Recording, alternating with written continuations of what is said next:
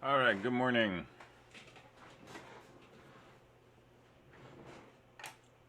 How's everyone today?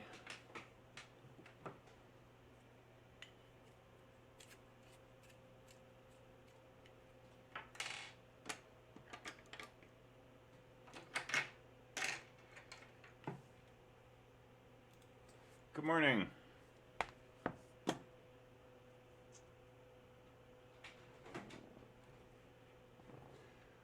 All right, any questions?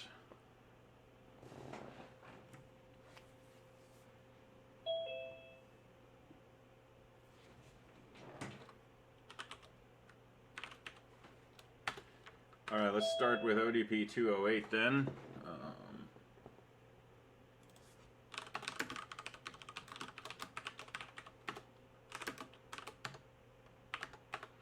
So 208 was the build function. We were creating a linked list from 3 integers.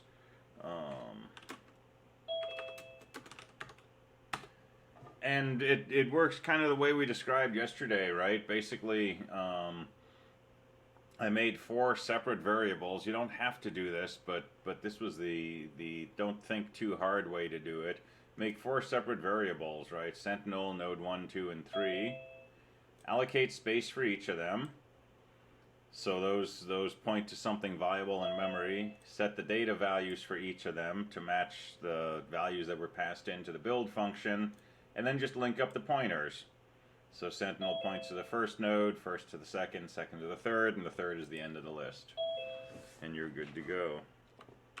And then we return Sentinel because that's the address of the first node, right? The Sentinel node, the handle to the list.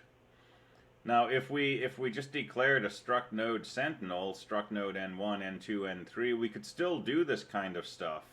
We could say N1 next equals the address of N2. But when we return from this function, those locations in memory go away. They're local variables. When we do malloc, we get a location in memory that's not volatile. It's not going to disappear just because we exit this function. It's going to persist until we call free or the whole program exits.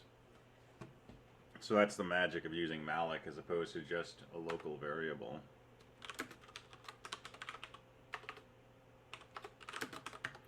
So ODP 209, which is open now, we're editing a linked list. We're starting with a linked list with 3 nodes in it, and we're asked to delete the middle node.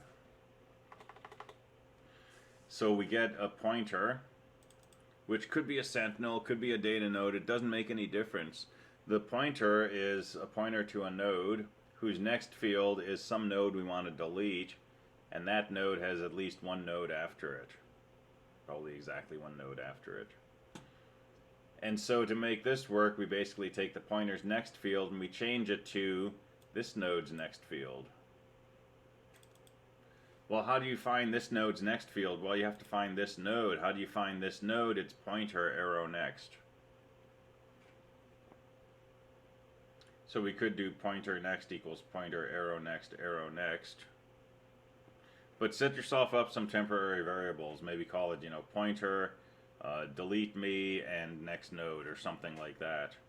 And if you set up struct nodes to refer to each of these 3 boxes, the code is very straightforward to write, right? Pointer next equals, third node. And then free, if you want a free, delete me. I don't think you have to free it to get full points on the ODP, but it's good practice to free the memory anyway.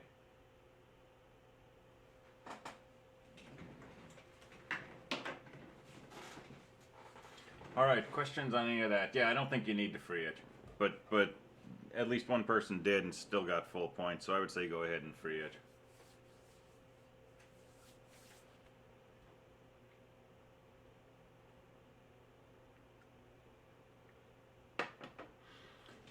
And it's good practice because if you accidentally free that middle node and then try to use its next field to update pointer next, you'll get an error. So it helps you know if you're doing things like that.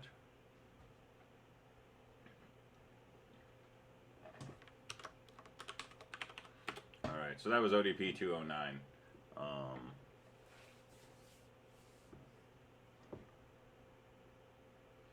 All right, any questions so far on stacks and queues?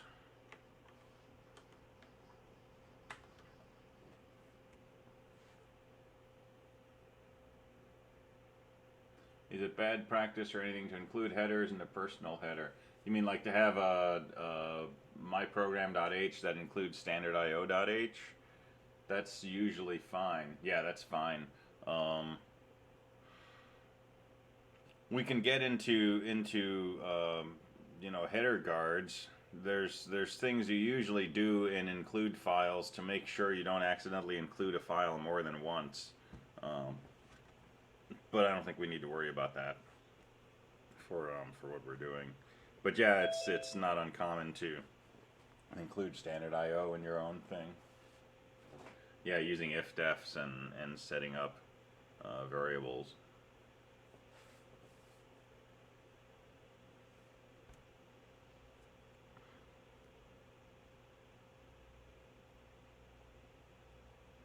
And you know, in the end, we write systems that, you know, let us just write C code, and then you run it through the system, and it adds the header file and the comment block in the beginning and the includes that you need and that kind of stuff, and then we're off to the races, you know, developing our own IDE.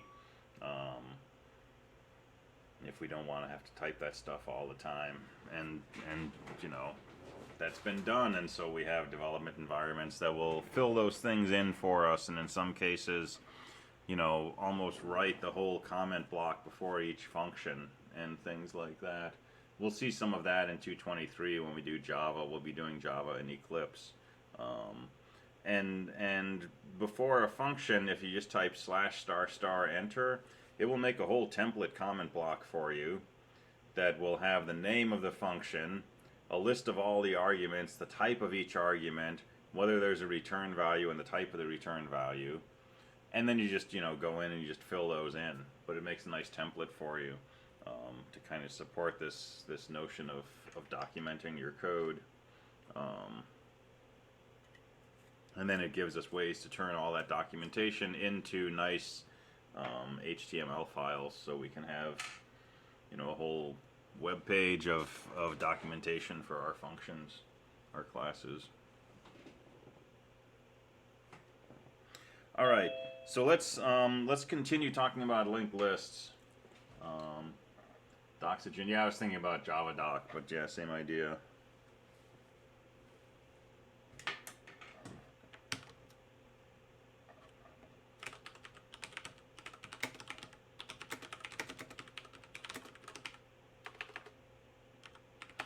So we've talked about stacks and queues, right, from a high level view of what they look like, how they behave, and we talked about some aspects of implementation in an abstract sense. So let's implement these things. Let's implement using a linked list, because we're good with the linked lists now. So I'm going to make a linked list. I'm going to call it stack. So that's the name of my Sentinel node. And let's suppose my stack is initially empty. Okay, that's going to be represented with an empty linked list.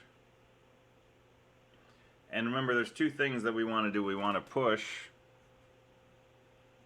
a number onto the stack, and we want to pop something from the stack.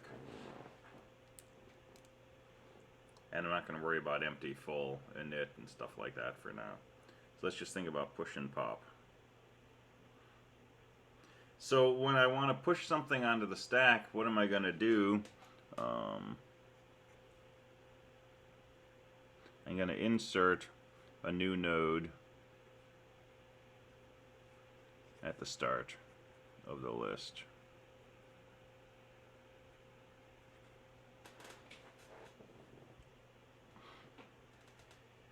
So let's say I push a 10. Well, I'm going to make a node with a 10. I'm going to have my Sentinel point to that. if I push a 20, I'm going to make a new node, and I'm going to insert it at the start of the list. So my stack is going to point to the 20, which will point to the 10. And the 10 points to null. Now if I push a negative 11, I'm going to make a new node. And I'm going to have the sentinel point to the negative 11. And have negative 11 point where the sentinel was pointing, which is my 20.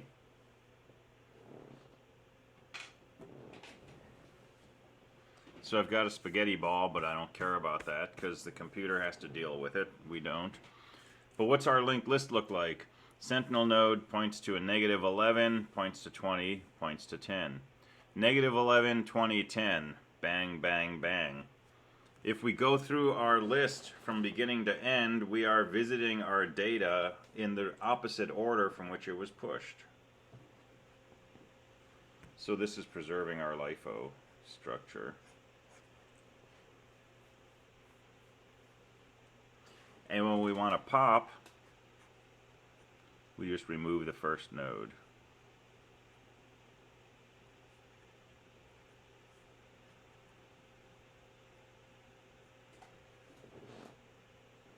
So if the user says pop, what does our code do? Well, look at the node the sentinel points to. The sentinel is pointing to negative 11. That's the value that we're going to return.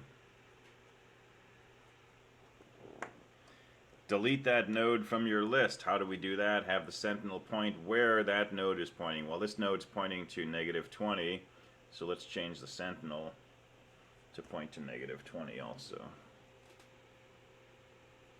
And then call free. Put that back into the memory pool. Well, what's our list look like now? Sentinel points to 20, points to 10. 20, 10. That's what's left in our stack.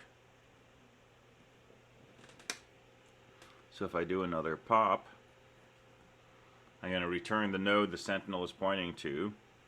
That's the number 20. And I'll delete it from the list by changing the sentinel to point where the 20 is pointing.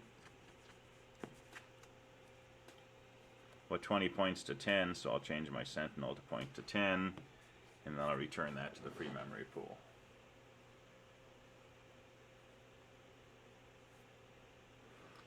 And now if I do another push, let's say we push a 15, well, we make a node 15. We insert it in the beginning of the list. So I have 15 point where the sentinel is pointing to. So 15 points to 10. And have the sentinel point to the new node.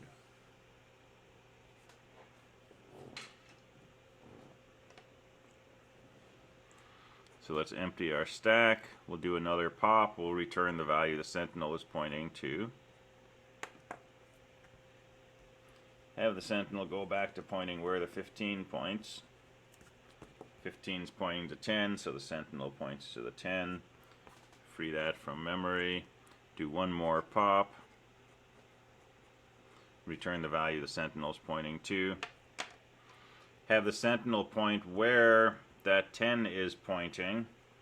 Well, that 10 is pointing to null, so we'll change the sentinel node to point to null, and we'll return that to the free memory pool.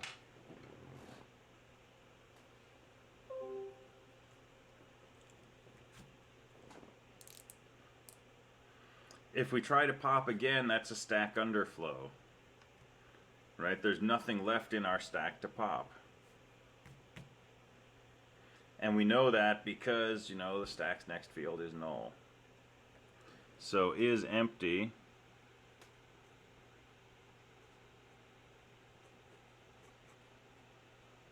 Just see if the list is empty.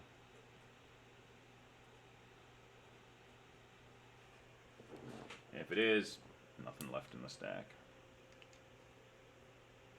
Initialization is just creating an empty linked list. So, you know, make a sentinel node, have it point to null. Is full is really hard to do because we don't know if a linked list is full or not. Full really just means, you know, there's no space left to add another node, and that's not a condition that we're really privy to. So we don't really have an is full, but we can definitely have an is empty.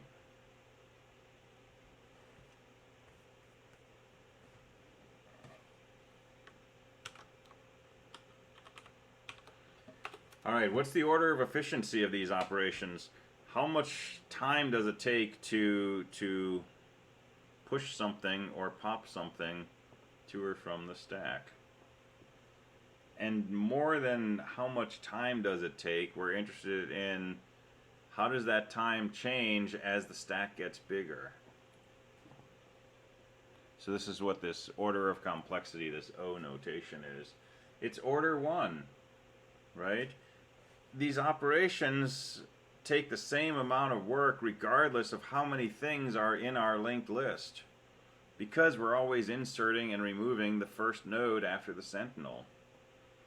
And if this points to null, or this points to a node that points to another node that points to a billion other nodes, it doesn't affect our behavior of our code.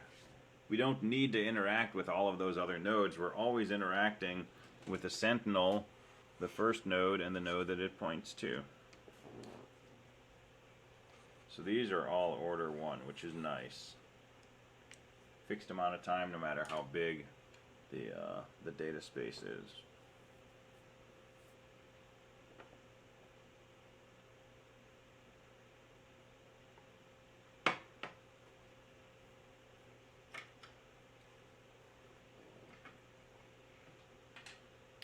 All right, a bit of terminology here. This first node, if we were to name it, we would call this the top of stack.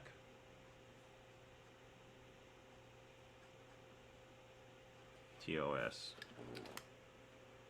That's not terribly interesting to us right now because we know the top of the stack is always, you know, the thing the sentinel points to. But visually, if we think of the stack as, you know, this pile of things that we keep putting things onto the top when we push and remove from the top when we pop, right? Top of stack is the top of that stack, right? It's just a stack of things. But we'll come back to that when we look at implementation in a different way. All right, so any questions on that?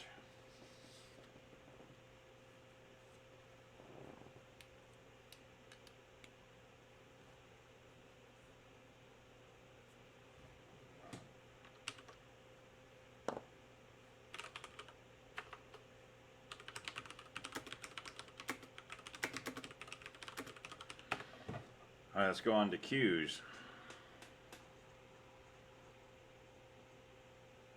And remember, queues are FIFOs, first in, first out.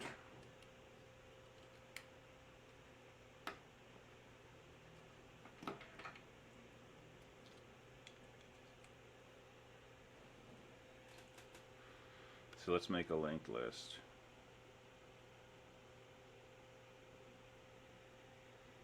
And our two operations with queues are insert some piece of data and remove some piece of data.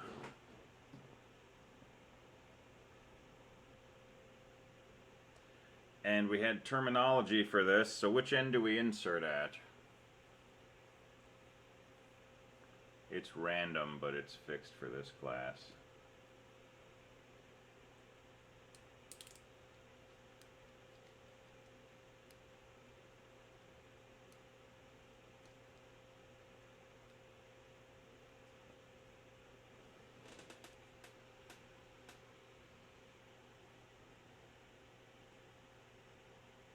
So we actually insert at the tail. And there's no reason for that terminology. It's just what we do.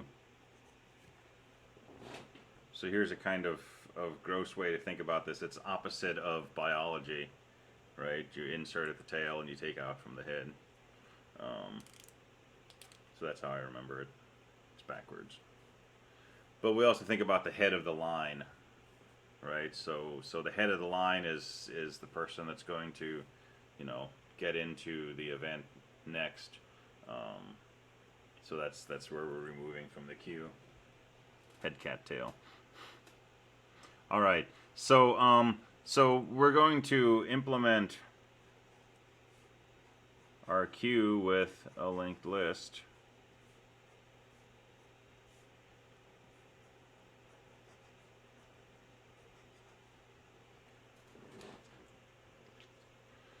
And when we did this stack implementation a few moments ago, right?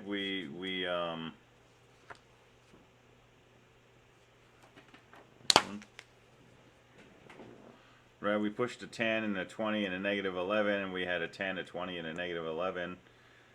When we popped, we pulled things out in the opposite order. But the order in which these things were put into the stack, that order is preserved.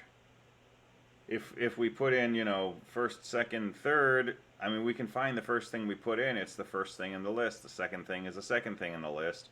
The last thing we put onto our stack is the last thing in the list. So we already have, you know, the order preserved. A stack simply removes in the opposite order. A queue removes in the same order. So we can do almost exactly the same thing we did for a stack implementation to implement a queue. We just have to remove in a way that preserves the order in which this information is stored in the list.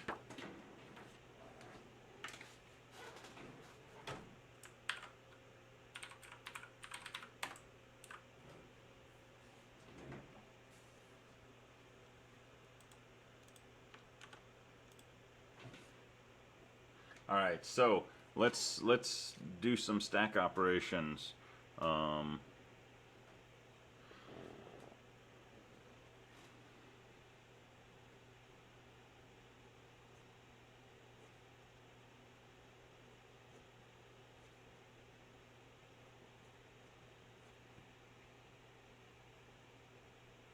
So we can build this up the same way we did. We can, you know, insert a 5, and so a 5 would go here, and that would be the end of our list. And then if we want to insert a 20, we would squeeze a new node in the beginning. I'm not going to draw a new node, I'm just going to change the way my picture is labeled. Right? So we're treating this as the tail, and the end of the list as the head. And so suppose we've done a bunch of inserts. And so I don't know, we've got, you know, a 12 and a negative 18 and, you know, a 74 and some other stuff, and eventually we've got 20 and a 5.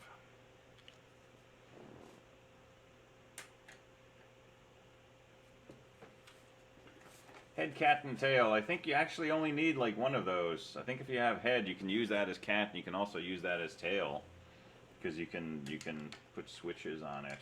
So maybe you only need one utility.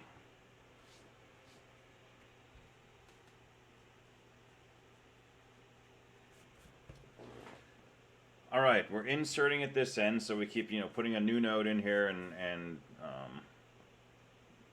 changing what the beginning of the queue is, and then we want to remove from the head, which in this case is at the end of the list. Alright, so here's a question. How do we do our remove? How do we find this last node and remove it from the list?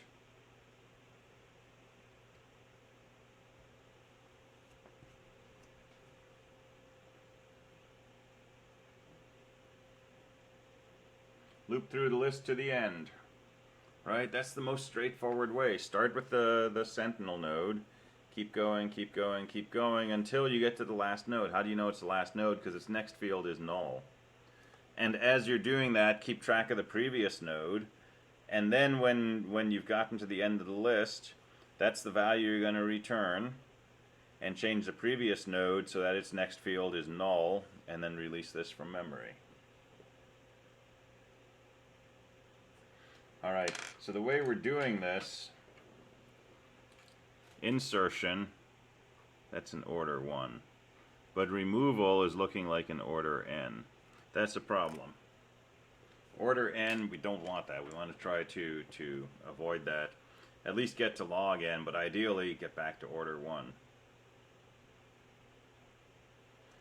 So how do we make this order 1?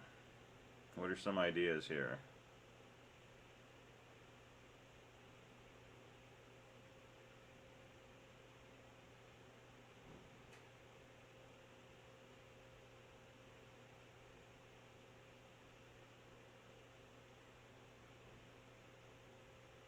Extra field in the structure. Alright, what sort of extra field?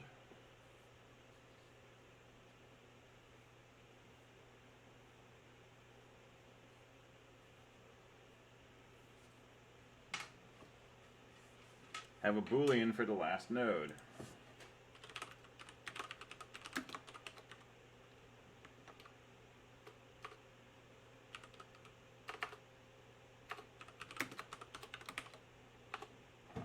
Is last node or something.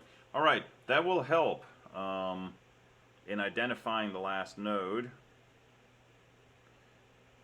We could actually tell we're at the last node because the next field will be equal to null. So we might save some time storing a Boolean so we don't have to do that comparison. But we still have the issue of getting to that last node.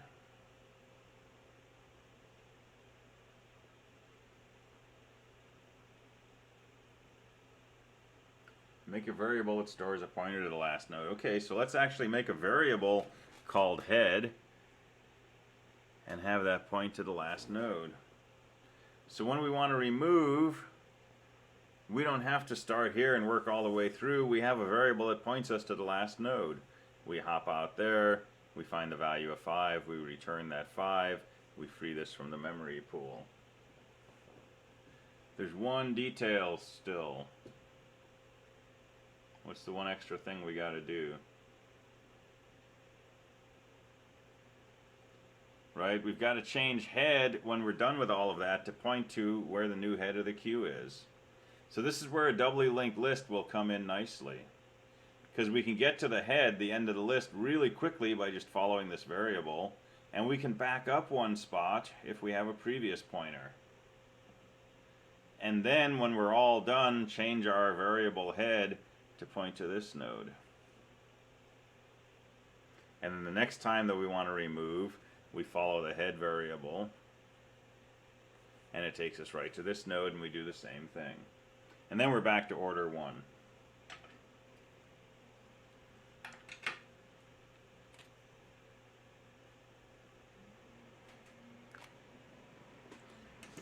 So that's one way to get back to constant time factor. There's another way we can do this, and we can do this without having a doubly linked list. And this is a little tricky.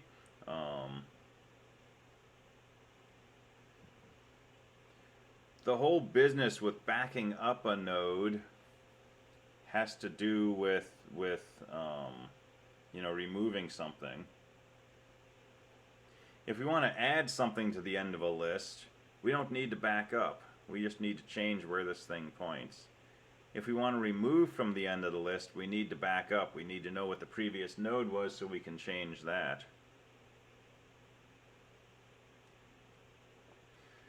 So what we can do is we can simply swap these around and say, let's put the head of the queue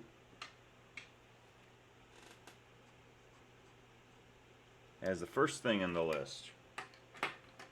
And let's make the tail of the queue the last thing.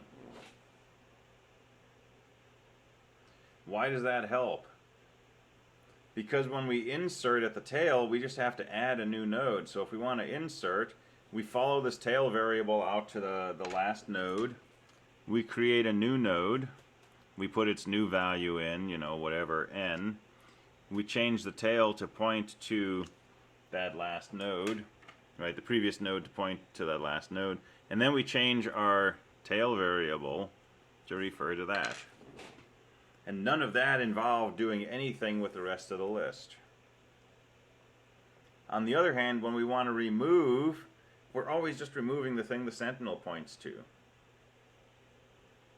So we take the sentinel and we change it to point to the thing that comes after the first node. We return the value from the first node, we release it from memory. We don't need a head pointer because the head is always just, you know, Q arrow next. And so this is totally order 1.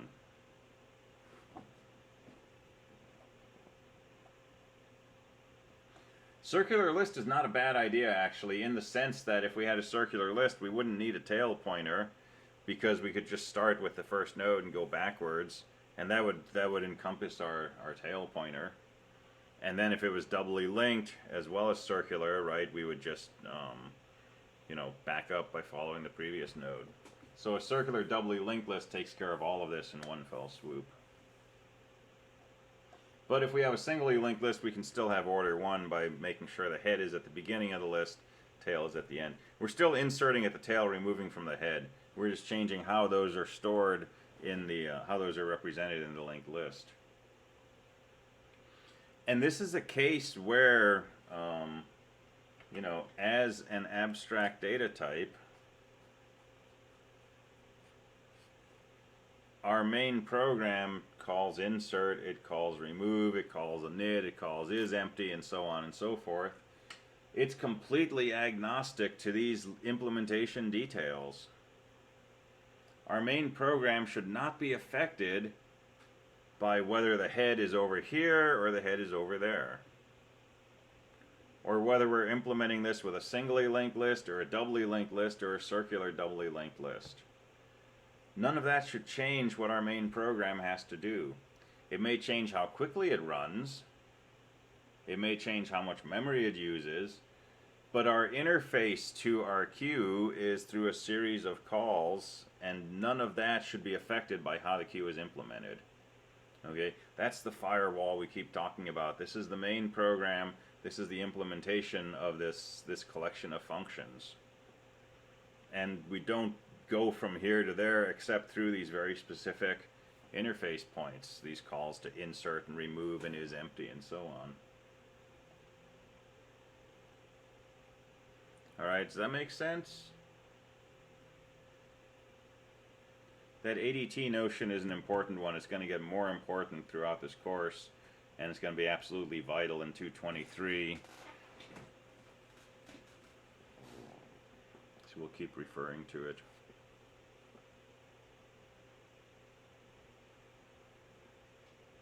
Alright, so that's a queue. IsEmpty is simple. Again, just see if the queue's next pointer is null, which means your list is empty. That means there's nothing in your queue. And is full, again, we don't have a way to really measure that, because a queue being full in this case means there's no memory left to create a new node.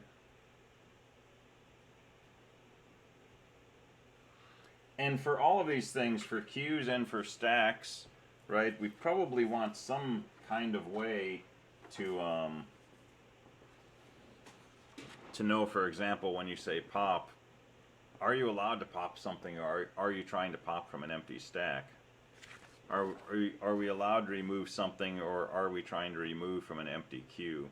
Now, a good main program, you know, will either make sure you don't try to remove when there's nothing there, or it will call isEmpty first.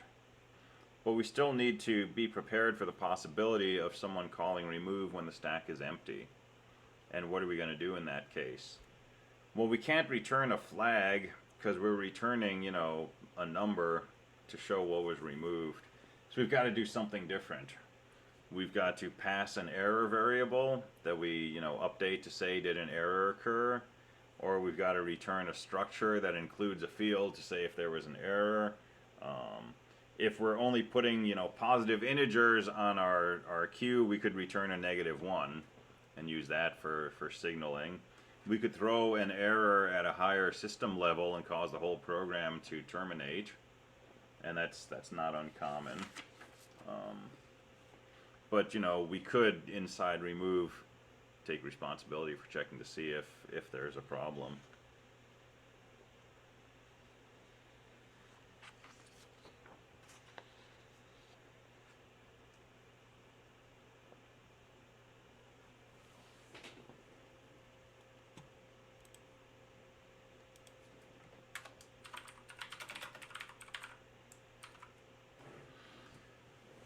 All right. So any questions on linked list based implementations of these?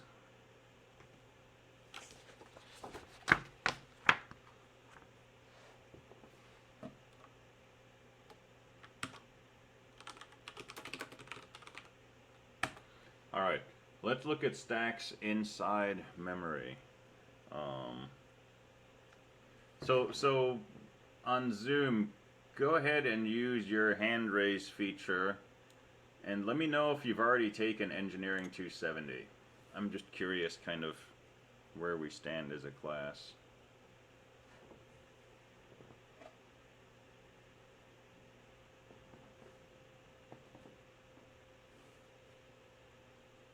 Yeah, Engineering 270. Did I say CS? I meant Engineering.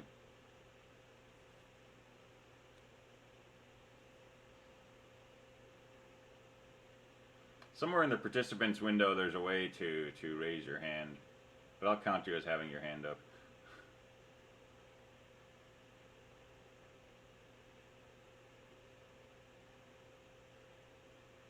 So previous section we clocked in at about half the class. That's about where we're heading here. Okay, cool. You can put your hands down. All right, so a lot of what we're doing in this course overlaps with what goes on in 270, and neither is a prerequisite for the other. But just as a point of interest, I've had students take 270 first and tell me that really helped with this course, and I've had students take this course first and tell me this course really helped with 270. So you know, you encounter concepts that are new in each of those courses, but they also build off of one another. And so what we're talking about here, you may have seen this before. If not, then you'll encounter it when you take 270. And it all just kind of keeps, you know, building up our understanding. Ooh, I got a package at the door.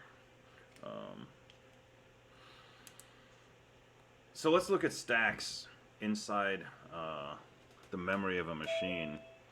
So this is a bit of a peculiar thing to think about, right? When you write a program, which is software, it actually affects the hardware of the system, right? It changes the voltages stored in, you know, some part of the system that we call memory, and that changes how the state machine, which we call the CPU, what state it's in and what state it's going to go to on future clock ticks. It's all kind of connected. So when I talk about thinking about a stack and how it's implemented in memory, you know, technically when we write a stack with a linked list, we're implementing that in hardware. But what I'm thinking about is, you know, if you go down to the level of a CPU and a memory, basic computer, most CPUs that we use actually create a stack that's managed by the hardware. And it's used for things like function calls and returns, or for responding to interrupts at the hardware level. So let's picture memory.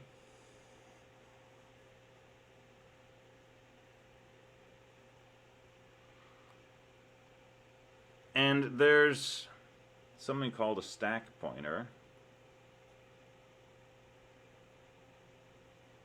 It's usually just abbreviated SP. And on most systems, this is an actual hardware register in the CPU, like the accumulator or the access register or things like that. There's a register called SP. It's a stack pointer. And the stack pointer is, well, it's a pointer. It's a memory location that refers to some spot in memory.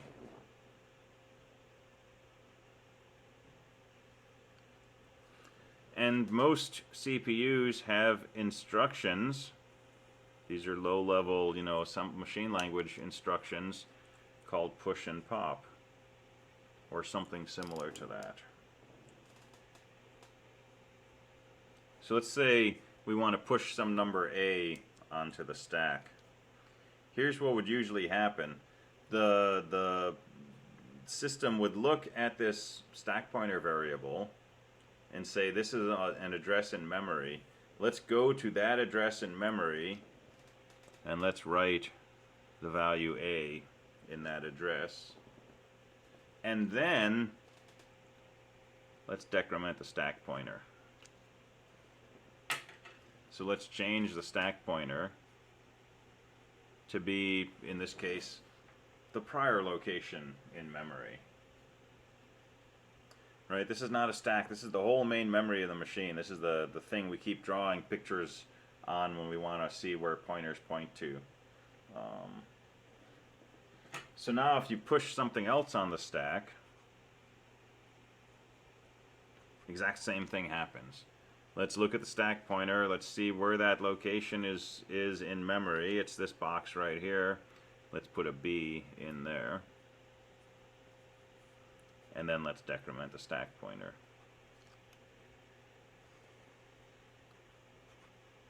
And we'll do one more push. We'll push some number C. We put a C in there. We decrement the stack pointer. And you can see what's happening, right? The things we're pushing into the stack are getting, loaded up in memory one on top of another. Now, when we did this ourselves, right, these numbers were all over the place because they were just being dynamically allocated. But when we're implementing this in memory like this, the things we push on the stack are located sequentially in memory. And in this case, they're actually in reverse order, right? These are lower memory addresses up here. But there's the first thing, second thing, third thing. And so reversing this process is straightforward. If you want to say pop, what do we do? Well, first thing you do is increment the stack pointer. So we would change the stack pointer to be right here. And then we return the thing that's at that location the stack pointer is pointing to. So we'd return a C.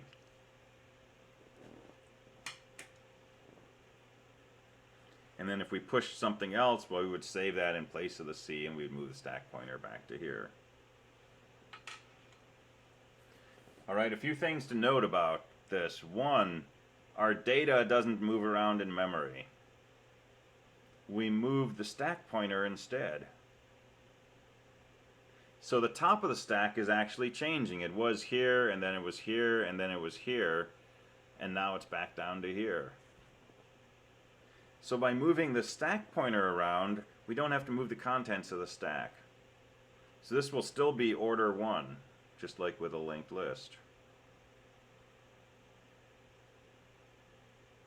But it means that the location of the top of the stack changes in memory.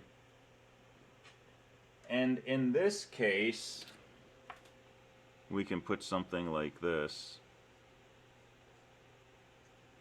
And you'll see this when you look at operating system texts or notes. There's usually an indication of which way the stack is growing. As we add things to the stack, as we say push, push, push, push, push, the stack gets bigger and bigger, right? So in this implementation, the stack is growing in that direction. And this is, location 0. This is location, a bunch of 1s. Oh, you never played with a stack pointer?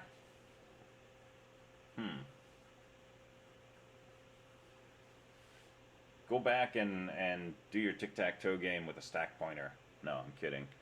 Stack pointer is great for making local variables, but you gotta manipulate it by hand like that.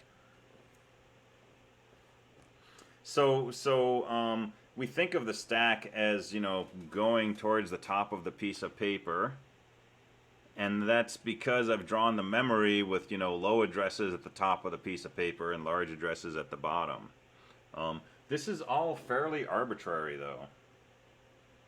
And if you work with different processors, if you're looking at assembly language on one architecture or another, you'll see all kinds of variations on this. Okay, this isn't going to affect us because we're not going to do this directly in memory. We're going to do this in arrays. But arrays are like, little mini versions of memory. But there's a variety of ways we can do this. For example, I said, let's store our first thing here and let's decrement the stack pointer. Well, I could have incremented the stack pointer instead. We could make a stack that grows in this direction, where successive pushes store things at higher memory addresses. I think that's not as common. There's reasons why we generally have the stack grow towards lower addresses, but you could have it grow towards higher addresses. There's also the question of, do we decrement the stack pointer before or after we use it? So I've been saying the stack pointer tells us where to store the next thing and then we decrement. But we could have decremented first. We could have said if the stack pointer is right here, let's decrement it to this location and store our A right here.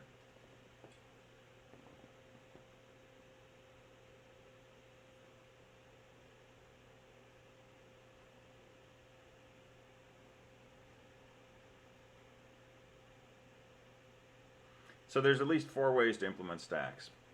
We can implement a push as a post-decrement, a pre-decrement, a post-increment, or a pre-increment. And it changes from system to system. Some systems do it one way, some systems do it another. With the PIC processor for 270, that pushes with a pre-increment.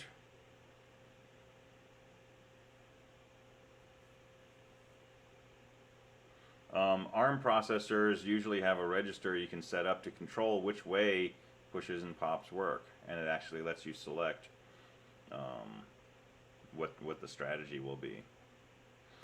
As long as you're consistent, you're okay.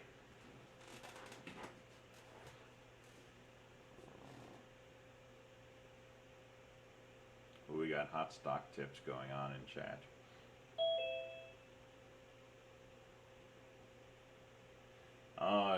Yeah.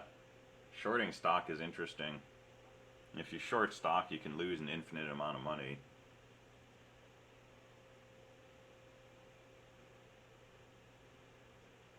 Which is why it's like attractive to people, but it's also why sometimes financial markets collapse. Because you have large entities taking short positions. Alright, I'll have to check this out later.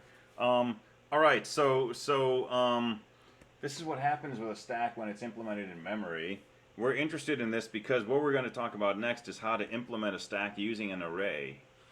An array, is a simpler data structure than a linked list, because we just, say integer, array, bracket, whatever, and bang, we've got an array. But we have to be a little careful when we do that, and we're going to need something like a stack pointer, and we're going to have to control where we put things in that array, where we take things out from that array. It's not as flexible as a linked list, but it takes less storage, and it's a fair bit simpler to set up. And probably a fair bit faster. Alright, so keep this in mind. We'll use this to do an array-based implementation of a linked list tomorrow, and then we'll look at an array-based implementation of a queue. And then we'll talk a little more about applications for stacks in particular, but stacks and queues. And that'll kind of round us out for these 2 data structures. And then we're going to go on, we're going to talk about hashes. And hashes get into all sorts of good stuff. So that's our plan for the rest of the week. Keep working on PA2, finish your ODP for today. Come to office hours in the morning if you're having questions. And I will see you next time. Thank you.